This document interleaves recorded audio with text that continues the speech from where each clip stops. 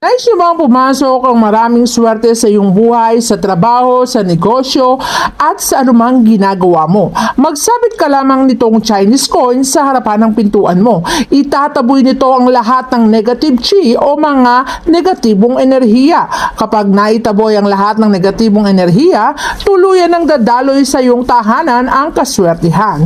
Kung kaya't ang daan patungo sa tagumpay ay iyon ang makakamtan. Maiiwasan mo rin ang pagkakasakit, anxiety at depression at maraming problema. Kaya kung nakakaranas ka ng maraming problema, magsabit ka na ng Chinese coin sa harapan ng iyong bahay upang ang lahat ng kamalasan ay itataboy at tatanggalin sa iyong tahanan. Nang sa ganon, maging maluwag ang daloy ng blessing sa iyong buhay. Kapag meron ka nito, lahat ng gagawin mo ay magtatagumpay. Kaya naman mas mainam na meron ka nito sa harapan ng iyong bahay. Chinese coin na